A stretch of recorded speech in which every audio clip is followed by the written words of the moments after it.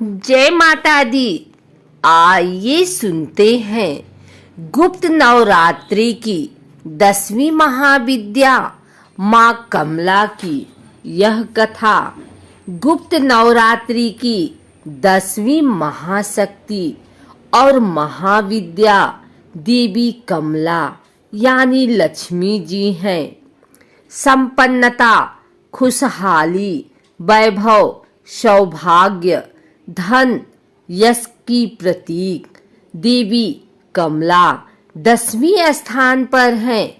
वह परम सौभाग्य प्रदात्री हैं।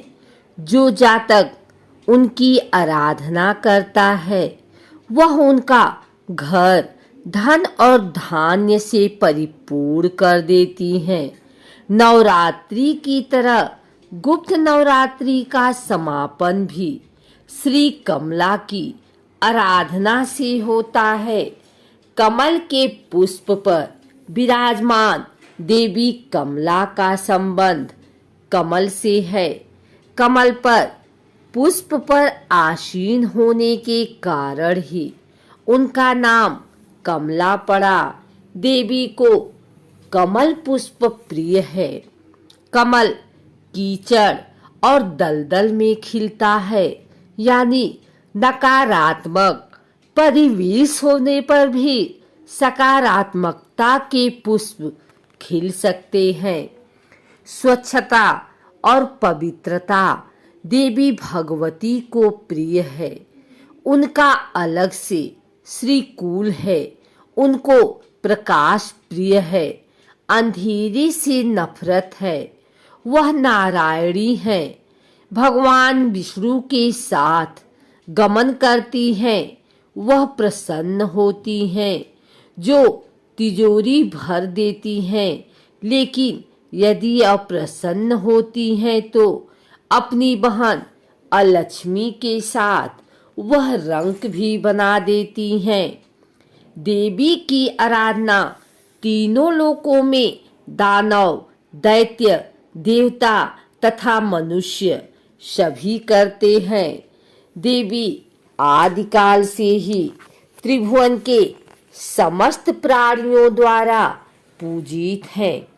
देवी की कृपा के बिना निर्धनता, दुर्भाग्य, रोग इत्यादि होते हैं। स्वरूप से देवी कमला अत्यंत ही दिव्य तथा मनोहर एवं सुंदर हैं। इनकी प्राप्ति समुद्र मंथन के समय हुई थी तथा इन्होंने भगवान विष्णु को पति रूप में वरण किया था। देवी कमला तांत्रिक लक्ष्मी के नाम से भी जानी जाती हैं। श्री विद्या महात्रिपुर सुंदरी की आराधना कर देवी श्रीपद से युक्त हुई तथा महालक्ष्मी नाम से विख्यात भी। देवी कमला चतुर्भुजी हैं। उनका प्रादुर्भाव की कथा समुद्र मंथन से जुड़ती है। समुद्र मंथन के समय देवी भगवती अमृत कलश लेकर निकली। दिवाली इनका महापर्व है। 10 महाविद्या में कमला देवी की आराधना के साथ गुप्त नवरात्रि संपन्न होते हैं। वस्तुतः वही अन्नपूर्णा है। सौभाग्य और सौंदर्य की उपमा उनसे ही दी जाती है। कमला का अर्थ कमल के पुष्प से है। माँ सती का यह रूप कमल के आसन पर विराजमान है। साथ ही माता रानी जिस सरोवर में हैं, वहाँ भी चारों ओर कमल के पुष्प हैं। माता रानी ने हाथों में भी कमल के पुष्प ही पकड़े हुए हैं, जिस कारण उनका नाम कमला देवी पड़ा। माता कमला का स्वरूप मन को मोह लेने वाला व शांति प्रदान करने वाला है। माता का वर्ण सुनहरे रंग का है, जिसमें से तेज निकल रहा है। उन्होंने लाल रंग के वस्त्र पहने हुए हैं और कई तरह के सोने के आभूषणों से सुसज्जित हैं। माता ने मुकुट पहना हुआ है तथा उनके केस खुले हुए हैं। भगवान शिव की भांति उनके भी 3 नेत्र हैं तथा वे एक सरोवर में कमल के पुष्प पर विराजमान हैं। माता जिस सरोवर में हैं वहां उनके पास कई कमल के पुष्प लगे हुए हैं। माता रानी के 4 हाथ हैं जिसमें से 2 में उन्होंने कमल के पुष्प ही पकड़े हुए हैं तथा अन्य 2 हाथ वर मुद्रा में हैं। माता रानी के दोनों ओर 4 हाथी हैं जो जल से उनका अभिषेक कर रहे हैं। माता रानी का यह रूप अपने भक्तों पर सदैव कृपा करने वाला और उनकी सभी इच्छाओं की पूर्ति करने वाला माना जाता है। जैसा कि हमने ऊपर बताया कि माँ लक्ष्मी की साधना करने से जो लाभ भक्तों को मिलते हैं वही लाभ माँ कमला की पूजा करने से भी मिलते हैं, क्योंकि देवी कमला को माँ लक्ष्मी का ही रूप माना जाता है।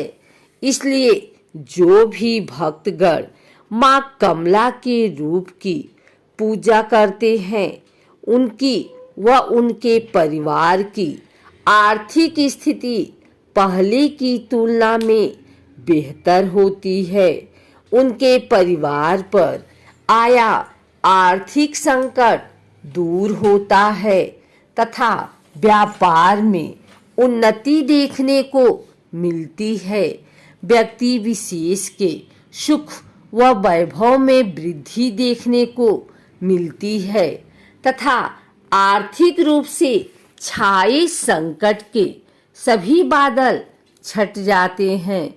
कमला देवी महाविद्या की पूजा मुख्य रूप से गुप्त नवरात्रों में की जाती है।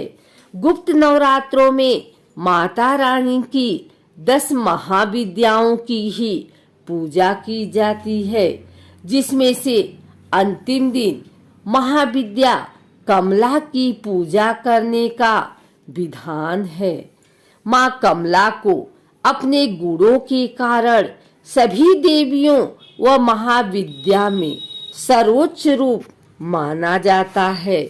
माँ कमला से संबंधित रुद्रावतार कमलेश्वर महादेव हैं। माँ कमला को लक्ष्मी के समान प्रकाश पसंद है तथा वे अंधेरे से दूर रहती हैं। देवी कमला को एक तरह से तांत्रिक लक्ष्मी भी कहा जाता है, क्योंकि लक्ष्मी के इस रूप की पूजा मुख्य रूप से तांत्रिकों के द्वारा की जाती है। अगर आपको हमारी वीडियो अच्छी लगी हो तो इसे लाइक करें, कमेंट करें, शेयर करें और हमारे चैनल भक्ति गाथा को सब्सक्राइब करके बेल नोटिफिकेशन ऑल पर सेट कर लें, ताकि आने वाली वीडियो सबसे पहले आप तक पहुंच सके। धन्यवाद।